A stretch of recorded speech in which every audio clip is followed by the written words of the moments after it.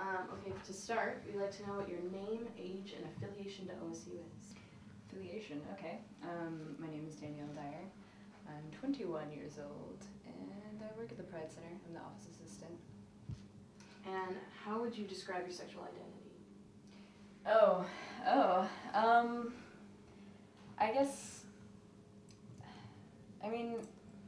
this whole community is kind of like trying to avoid the boxes, but yet, like, I understand that categories kind of give you more control or an easier way to express your identity.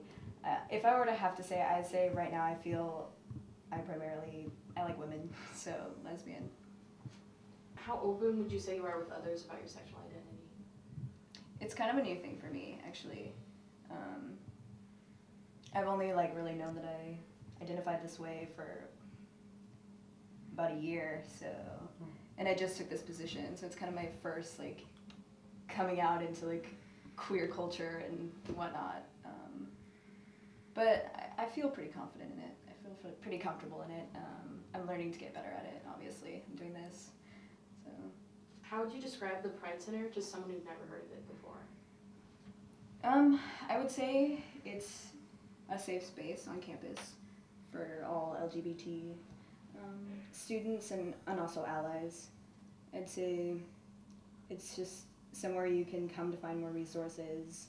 It's what kind of holds the community together. I'd say it's a really open, non-assuming atmosphere where you can come and feel comfortable, no matter how you identify. And what is your role at the Pride Center? I'm the publications office assistant, so I help with advertising events.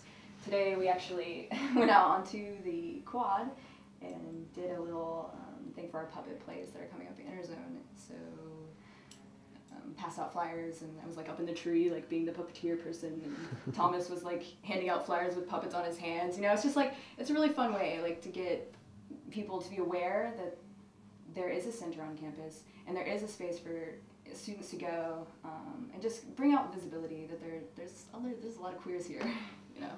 What is things that the Pride Center offers that you can't find anywhere else on campus? I guess it's just a really good directing you to where you can find resources, and it's just like I said, it's a place where you can come to your homework, you can print for free, you can just come here and talk to people about whatever and any questions you have or concerns. It's just a support network. So it's a family. Yeah, the staff's awesome. Which other groups or organizations at OSU or otherwise really help you through personal struggles? For me, since I'm kind of new to the community, I haven't used a lot of the resources. This is my first few months of being out on campus and being here, but I'd say, me personally, what have I used? Just being around other people that identify as queer is a comfort in itself, to just know that these are normal people, these are people that are awesome. To see that they can function in life and be fine. I came from a really religious, conservative background, and that was my parents' concern was oh, you're gonna be unhappy, and it's just this sad thing for you, and it's not. It's not at all. There's a great culture. There's a great community. So. Have you ever witnessed or experienced intolerance in a classroom setting? Yeah, yeah. Just subtle, mostly.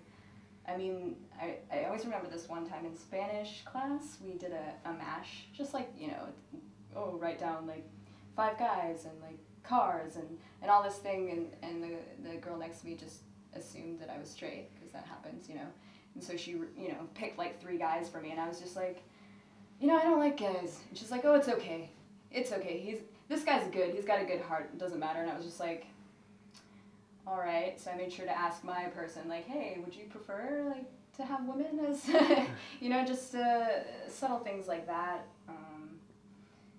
I've had instances, well, one particularly, where I was with my girlfriend and had a bunch of guys, yell out, oh, gross, dykes, or whatnot, but you just kind of, you get past that, you have your community, and it happens. it's unfortunate that there's a lot of phobias around like any sort of difference, which is kind of weird to understand.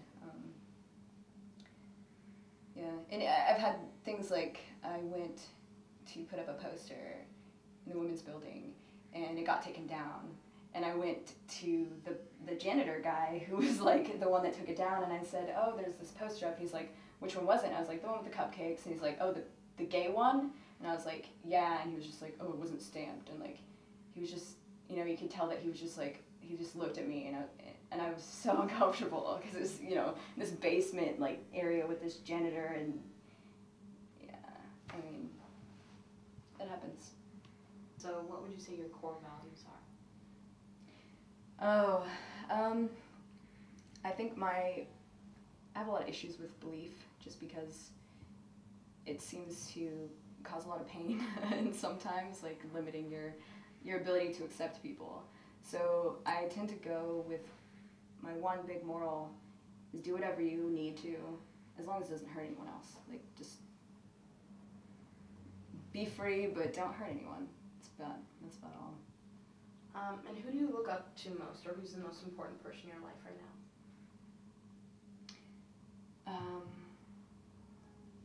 I look up to my brother a lot.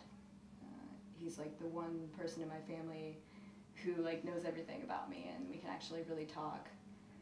I also really like Ani DeFranco. It's pretty cliche, but she's awesome. She writes, you know, all about social justice and equality, and somebody who didn't go by the rules of corporate music. You know, she did her own label, she did her own thing, and she toured, you know, the entire United States like for 10 years just playing music and bringing people together. So. And do you feel there are any current laws that inhibit the LGBT community? Oh yeah.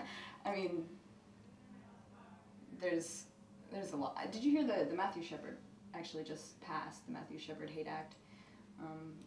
And before that, in any sort of hate crime legislation, there was nothing about sexual orientation or gender identity in it. So that's really good. I think there's, you know, the whole partner thing. If you're not legally recognized as a married couple, then you don't, you know, get the benefits of that. Yeah, I mean, even like foster care systems, like adoption, you can't adopt children in some states. I mean, it's all different state by state, and it's like a constant, you know, it's a constant struggle to keep those laws that you get passed to stay and not be overturned. But it's changing slowly. What are some specific steps OSU could take to support a more tolerant community? I think it's doing a pretty good job. I mean, I don't know all of what goes on in administration or whatever, but I do see there's a lot of support networks coming up. I feel like we have a lot of freedom to put on events and to advertise. I guess maybe in the classroom, adding a little bit more queer focus, even in like history classes or sexuality classes or there needs to be more representation just in any sort of classroom setting, I would say. And is there any final statement you'd like to make to the world or the internet? To the world? To the world. Yeah, just accept people. We're all people. We all share in experiences, and I feel like there needs to be more sense of that community, that unity that exists. Don't be afraid of people. Don't be afraid to ask questions. Sorry, I'm like, keep going.